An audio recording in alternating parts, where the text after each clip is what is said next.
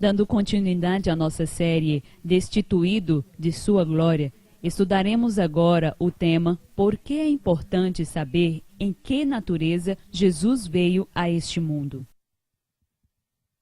Queridos, nós vimos semana passada que Jesus ele veio a este mundo com a natureza humana que Adão tinha antes do pecado, e demos a isso um nome teológico chamado de natureza humana pré-lapsariana. Lapso do grego tem a ver com queda, então pré-lapsariana, ou seja, antes do pecado. Ou Jesus, quando ele veio a este mundo, ele veio com esta natureza humana, ou ele veio com a natureza humana de Adão depois do pecado, que seria chamada de natureza humana pós-lapsariana, pós-lapso, pós-queda. Nós estudamos então um pouco deste assunto semana passada. Por que é importante? Você talvez está se perguntando. Por que é importante para mim, como cristão, saber em que natureza humana Cristo veio a este mundo?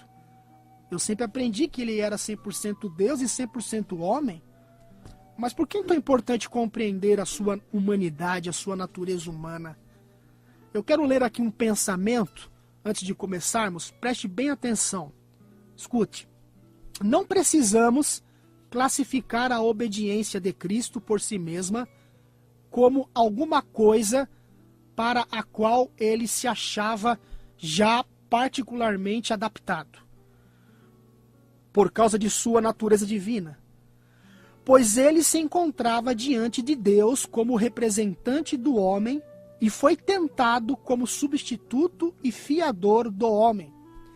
Se Cristo possuísse um poder especial que o homem não tem o privilégio de possuir nesta vida, Satanás teria se aproveitado deste fato.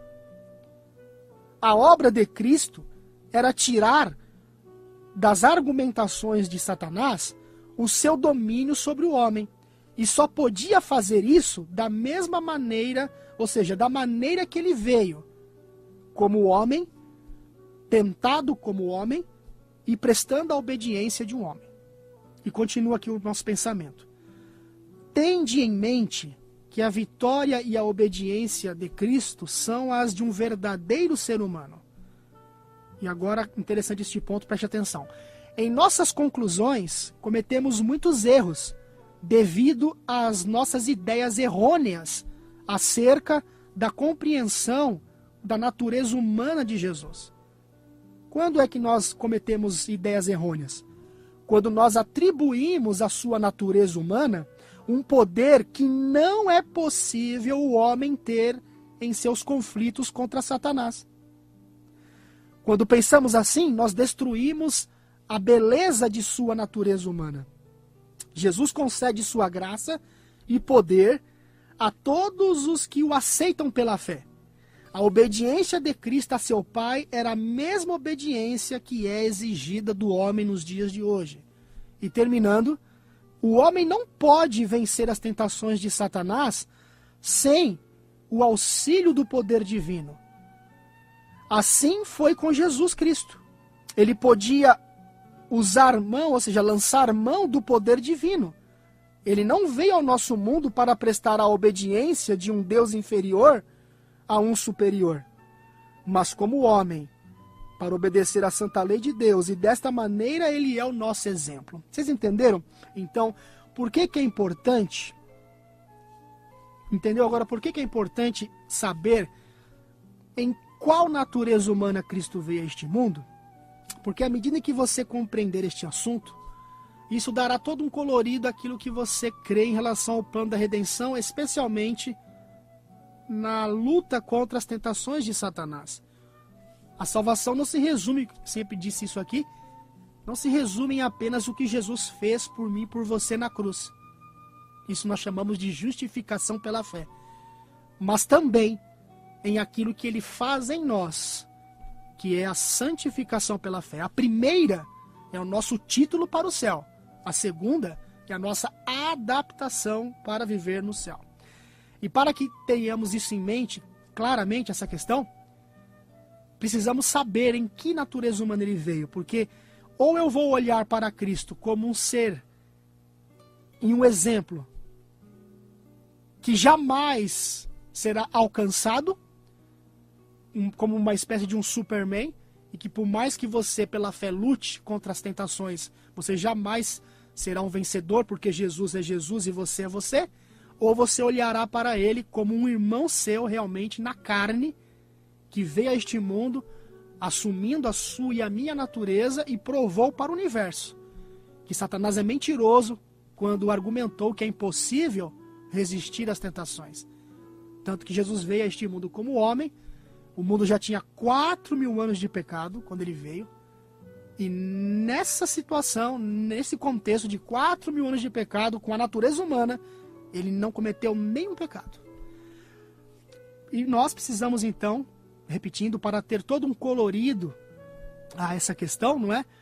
Entender então em que natureza humana ele veio. É isso que vai dar certeza a você, se é possível ou não, pela fé nele. Nunca pelos nossos méritos, mas pela fé nele.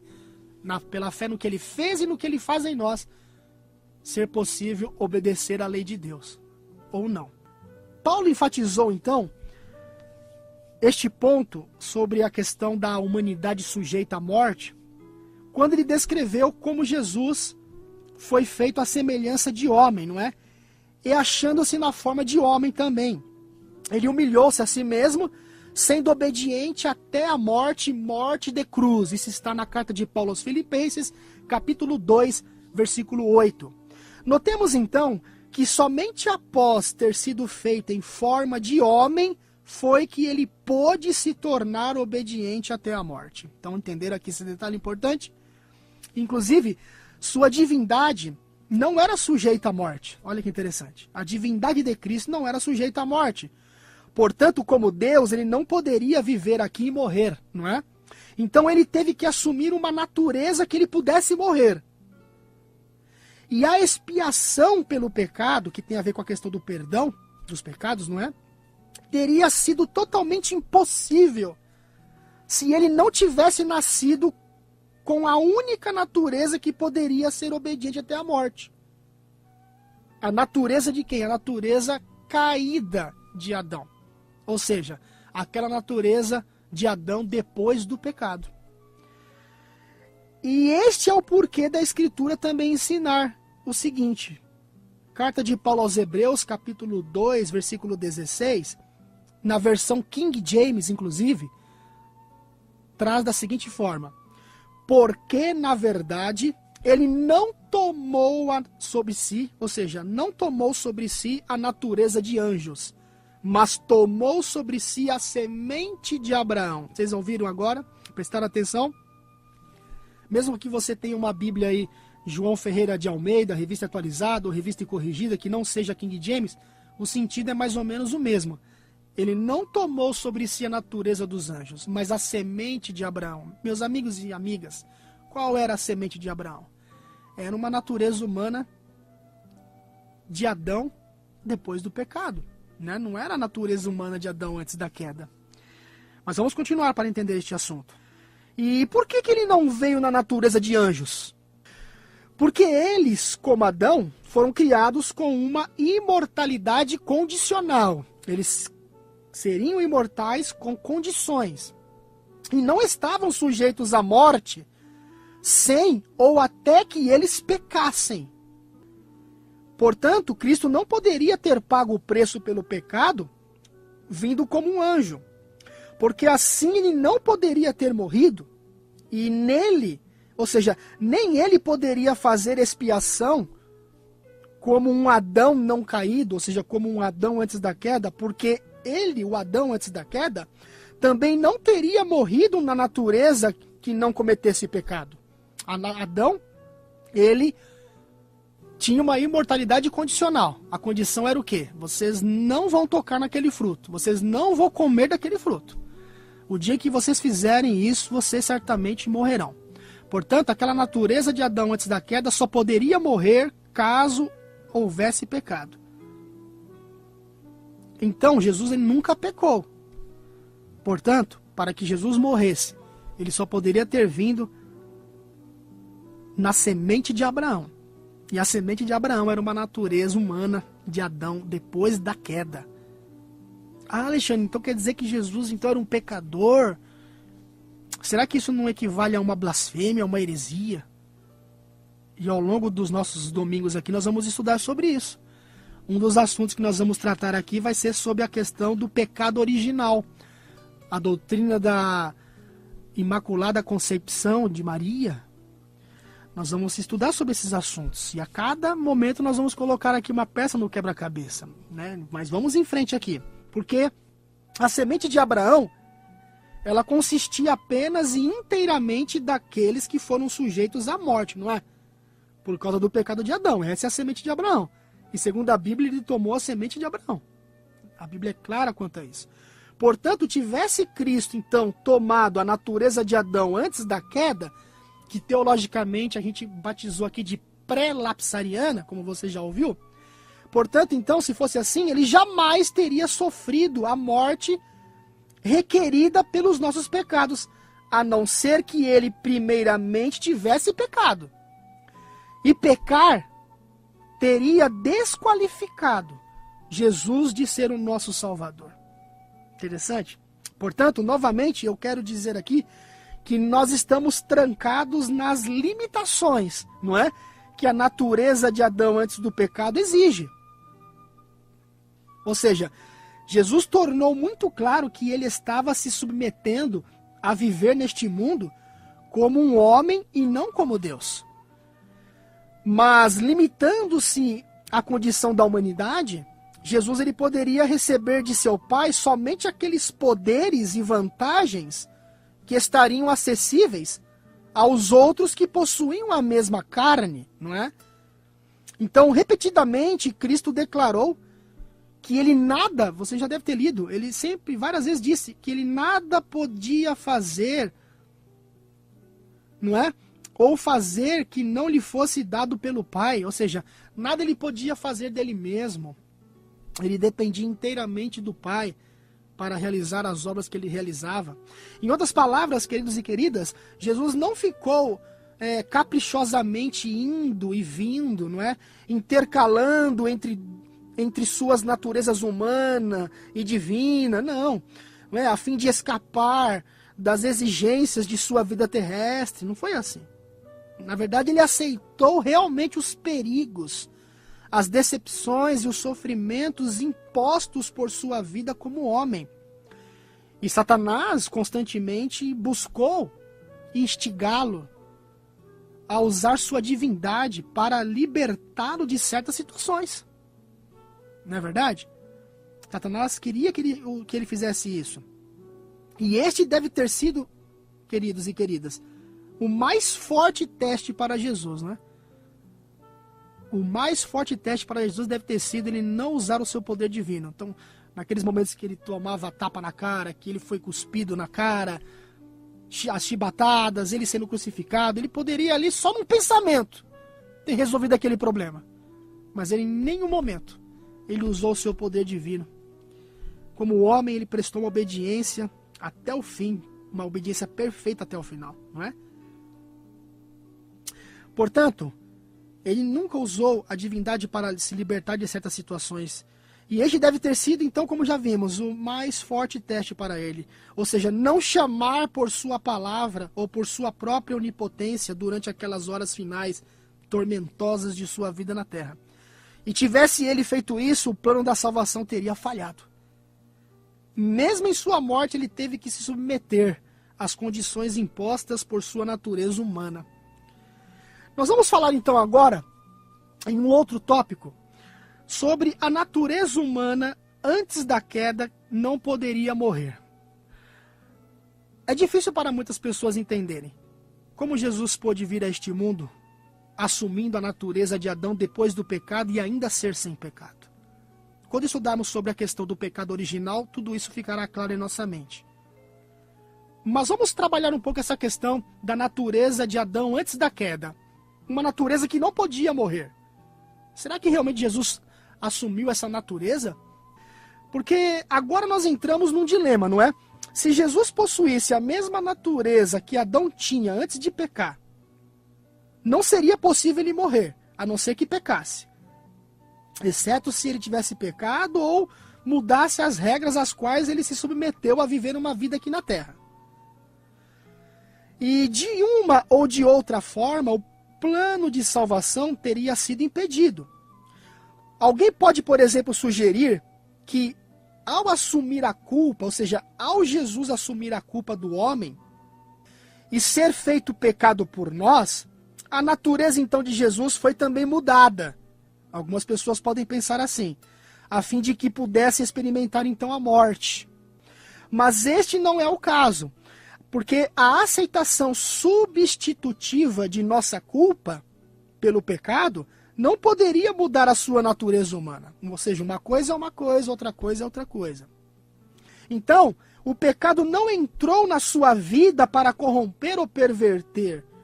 Ele apenas recebeu aqueles pecados de modo substitutivo, o que significa que ele os tomou como se fossem seus próprios, mesmo não sendo, de certa forma, mesmo não sendo.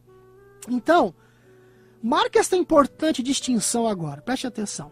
Marque esta importante distinção. Ao Jesus assumir a natureza humana, tá? Não fez de forma vicária, tá? Não fez isso de forma vicária substitutiva. Ou seja, ele não viveu aqui como se fosse um homem. Ele verdadeiramente assumiu a natureza humana. Ele se tornou um de nós verdadeiramente, de verdade. Portanto, a aceitação substitutiva da culpa do homem não entrou na sua vida para corromper essa natureza com a prática do pecado. Qualquer que tenha sido sua natureza humana, por 33 anos ele esteve com ele. Ou seja, essa natureza por 33 anos ela esteve com Jesus. E ele a carregou até a cruz consigo. E ele era tão santo após assumir a nossa culpa, como era antes também de assumir.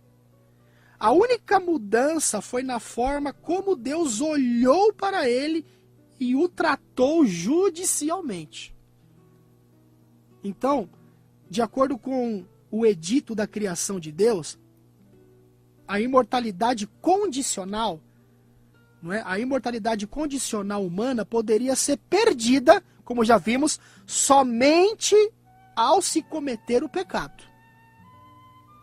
Ela não poderia ser perdida devido a alguma aceitação substitutiva de culpa. Apenas a influência, queridos, deletéria do pecado entrando no coração poderia trazer uma mudança de natureza que tornaria o homem sujeito à morte.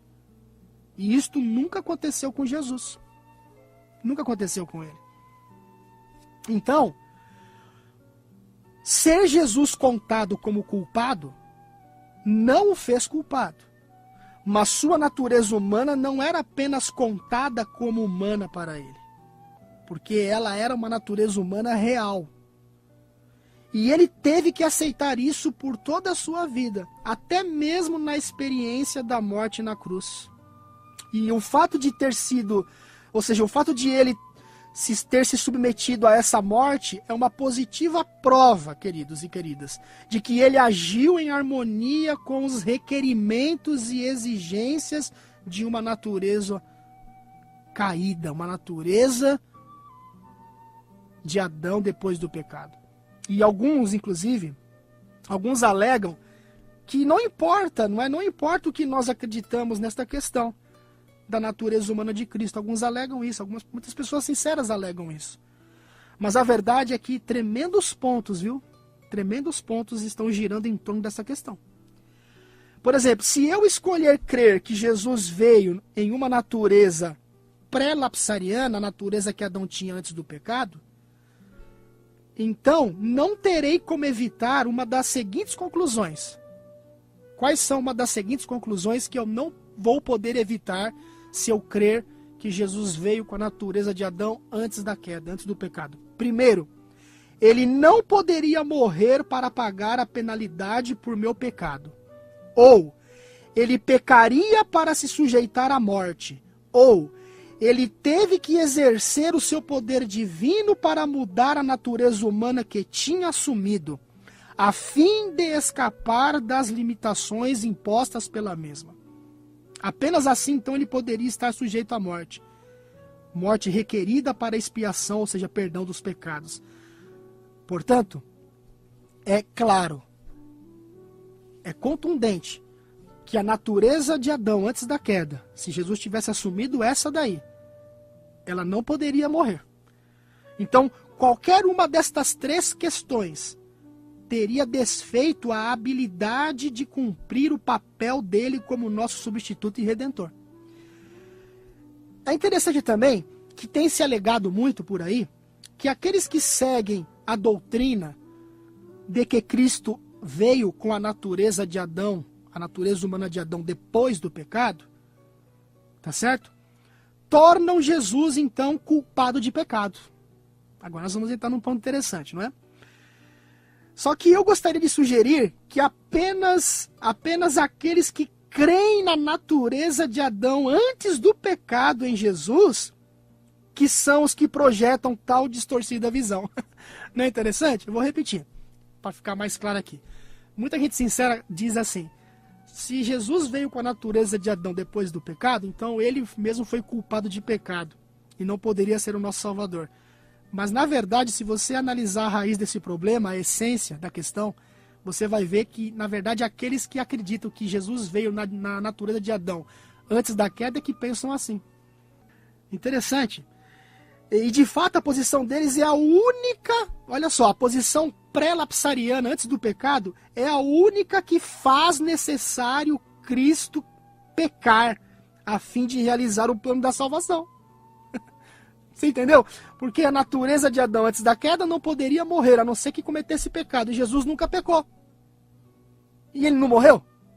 Olha só, você deu para entender? Então, as pessoas sinceras, que nós chamamos de pré-lapsarianos, que acreditam que Jesus veio com a natureza de Adão antes da queda, sinceramente acreditam que, olha, escute agora, que só de a pessoa nascer com a natureza de Adão depois do pecado, ela já é culpada de pecado.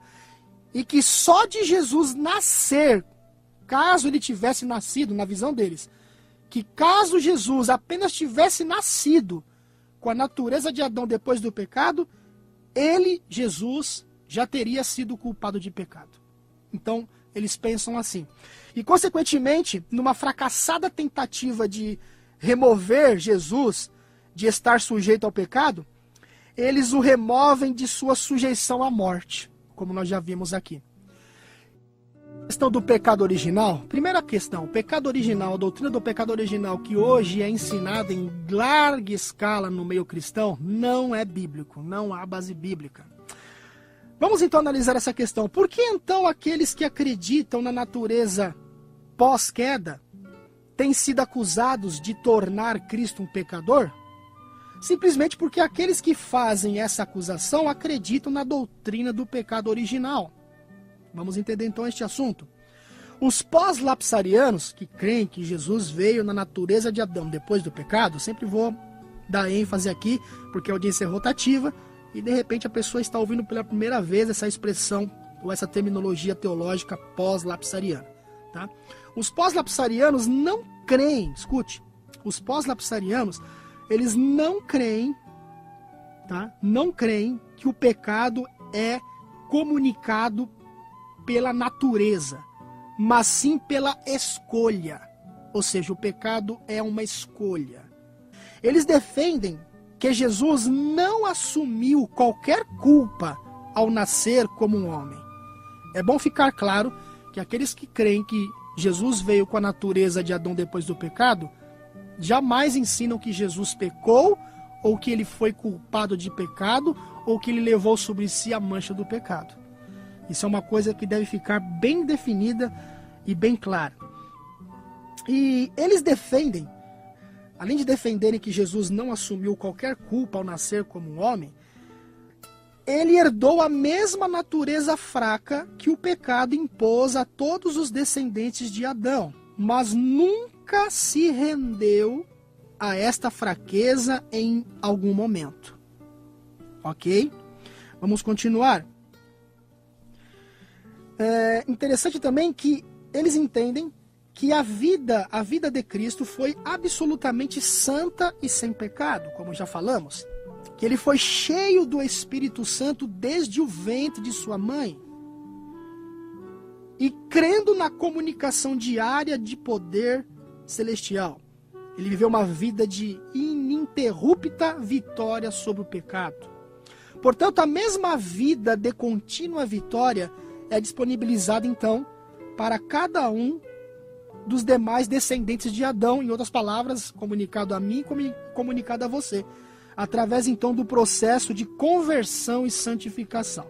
Portanto, queridos, é bom entender que Jesus simplesmente, agora é um ponto interessante, Jesus simplesmente escolheu algo antes de seu nascimento que nós seríamos capazes de escolher somente após o nosso nascimento. Olha aqui tem uma diferença agora.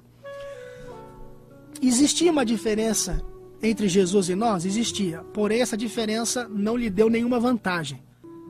Pelo contrário, por Cristo ter essa diferença, é que foi muito mais difícil para ele resistir às tentações do que para qualquer outro ser humano que já existiu na face da terra, exceto Jesus. Ou seja, Jesus escolheu submeter totalmente sua vida a seu Pai desde o momento da sua concepção. Só que nós fazemos esta decisão no momento da conversão, quando então começamos a participar da natureza divina de Cristo, na natureza divina. A mesma natureza que sustentou Jesus por 33 anos de sua vida santa. Então, o que acontece? Eu quero já ir, então, finalizando aqui essa primeira parte. Jesus, quando nasceu, ele já nasceu como nós, quando renascidos. Em outras palavras, é como se Jesus já tivesse nascido renascido. Jesus não precisou passar pelo novo nascimento. Então veja que agora vai ficando mais claro em sua mente, não é? Jesus, ele já nasceu do Espírito, não é? Ele veio do céu com a sua natureza divina, ele nunca deixou de ser Deus. E ele assumiu a nossa natureza humana, a natureza de Adão depois do pecado. Nós nascemos apenas com a natureza humana. E quando nós então passamos pelo novo nascimento, é que passamos a participar da natureza divina. Então Jesus é o único que já nasceu com as duas naturezas. Quando nós nascemos de novo, preste bem atenção agora. Quando nós nascemos de novo, nós passamos a nascer, passamos pelo novo nascimento, as tendências herdadas e cultivadas para o pecado, principalmente as herdadas que não são pecado, a gente vai ver isso depois, as tendências herdadas, as herdadas, não são pecado ainda, as cultivadas passam a ser pecado. Depois a gente vai falar sobre pecados por ignorância, aquela coisa toda. Quando nós passamos pelo novo nascimento, essas tendências vão sendo eliminadas do caráter. Só que Jesus, ele já nasceu do Espírito. Portanto, não havia nenhuma tendência que deveria ser eliminada do caráter dele. Ah, mas então eu vejo nisso, irmão Alexandre, uma vantagem. Vou terminar aqui mostrando para você que não era. Você se lembra de Enoque? O que diz a Bíblia sobre Enoque? Que Enoque andou com Deus, não foi? E chegou um momento em que ele já não era, ou seja, que ele já não estava mais entre nós, porque Deus o tomou para si. Enoque foi um exemplo, profeticamente falando, do que será nos últimos dias, na última geração, que verá Jesus vindo em glória, sem passar pela morte. Enoque, ele, ao passar pelo novo nascimento, o seu caráter foi aperfeiçoado. As tendências que ele tinha herdadas e cultivada para o pecado foram eliminadas do caráter de Enoque. Elas estavam subjugadas, colocadas sob o domínio da vontade de Deus. E agora eu pergunto para você, e aí você vai entender. Se Deus achasse por bem que Enoque ainda deveria continuar andando aqui entre nós, mesmo naquele estágio que ele atingiu, onde as suas tendências foram eliminadas do caráter, ele poderia ainda pecar ou não? A sua resposta com certeza seria sim, ele poderia. Por quê?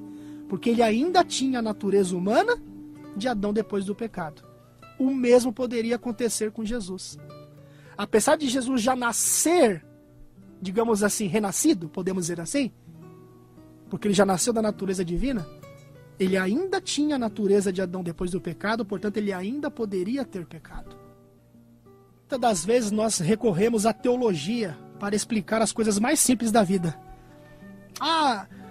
Essa questão do pecado original, e aí a gente vai estudar sobre Agostinho, e os Pelágio, os pelagianos, o que Pelágio ensinava, o que Agostinho ensinava. É importante nós entendermos teologia em si. Mas muitas das vezes a teologia mais complica do que ajuda. E muitas das vezes Deus nos responde das formas mais simples da vida. Você já ouviu falar do lírio dos vales? Quem é considerado na Bíblia como o lírio dos vales? Não é Jesus, o lírio dos vales? Você sabia que há várias espécies de lírios? Você sabia que há uma espécie de lírio que nasce no lodo, na lama suja, mas as suas pétalas permanecem brancas? Você conseguiu entender agora? E eu quero terminar aqui com uma reflexão importante. Jesus não se tornou pecador ou culpado de pecado porque nasceu com a natureza humana que Adão tinha depois do pecado. Assim, escute agora, assim como eu e você não possuímos uma natureza de Adão antes do pecado quando nós nascemos de novo. Olha que interessante, não é? Porque quando nós nascemos de novo, a natureza humana ainda continua. Da mesma forma que a nossa natureza, ao nascermos de novo, não se torna uma natureza que chamaríamos de carne santa, Jesus não se tornou culpado de pecado por nascer com a natureza de Adão depois do pecado. E este assunto é importante, entendemos por quê. Porque se você entender esse assunto, o X da questão, a cerejinha do bolo, é que ao entender este assunto da forma correta, você olhará para Jesus não só como seu substituto, mas como seu exemplo também, com a certeza de que quando ele diz lá em João 16:33, tenho-vos dito essas coisas para que em mim tenhais paz. No mundo tereis aflições, mas tende bom ânimo, eu venci o mundo. Ao você olhar para Cristo como um irmão seu na carne, mas que nunca pecou, você terá toda a certeza que pela fé no que ele fez e no que ele faz em você, você pode obter idênticas vitórias sobre as tentações. E é essa mensagem que, devidamente compreendida, preparará um povo santo, com um caráter aperfeiçoado, para finalmente receber Jesus em glória. E ficará provado para todo o universo que Satanás mentiu quando alegou que é impossível vencer as tentações dele. E que é possível, pela fé, resistir a todas as tentações. Que Deus abençoe você. Pai amado e bondoso Deus, nos despedimos, pedindo que o Senhor nos dê a certeza de que ao nos unirmos a Jesus, como Ele foi unido ao Pai, podemos vencer como Ele venceu cada tentação e a cada pecado. Em nome de Jesus te pedimos e agradecemos. Amém.